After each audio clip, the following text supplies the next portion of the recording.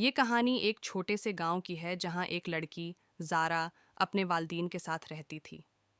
زارا بہت خواب دیکھنے والی لڑکی تھی اور ہمیشہ کچھ بڑا کرنا چاہتی تھی۔ گاؤں کے لوگ اسے اکثر مذاق میں خوابوں کی شہزادی کہتے تھے کیونکہ وہ ہمیشہ کہتی تھی کہ وہ ایک دن دنیا کی سب سے خوبصورت کہانی لکھے گی۔ ایک دن زارا کو ایک پرانا کاغذ ملا جو اس کی دادی کے سامان میں چھپا ہوا تھا۔ اس پر ایک عجیب سی تحریر لکھی تھی، وہ جو دل سے لکھے وہ کہانی زندگی کو بدل سکتی ہے۔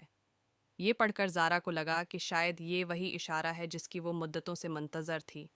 اس نے فیصلہ کیا کہ وہ یہ کہانی لکھے گی، لیکن مسئلہ یہ تھا کہ اس کے پاس کہانی کا کوئی موضوع نہیں تھا۔ زارا نے سوچنا شروع کیا، کیا کہانی ہو سکتی ہے؟ اگلے دن زارا گاؤں کے قریب ایک درخت کے نیچے جا بیٹھی اور قدرت کا مشاہدہ کرنے لگی۔ پرندے چہچہا رہے تھے، ہوا نرم تھی اور دریا کی سرسراہٹ ایک میٹھی دھن بجا رہی تھی۔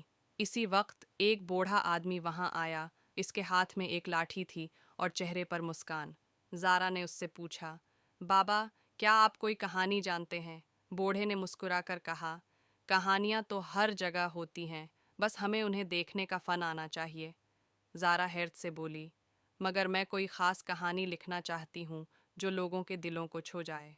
بوڑھے نے درخت کی طرف اشارہ کرتے ہوئے کہا، یہ درخت دیکھو، یہ تمہیں ایک کہانی سنائے گا۔ زارا نے حیران ہو کر درخت کی طرف دیکھا۔ بوڑھا آدمی چلا گیا، لیکن زارا سوچ میں پڑ گئی۔ درخت کیسے کہانی سنا سکتا ہے؟ وہ اپنی نوٹ بک نکال کر بیٹھ گئی۔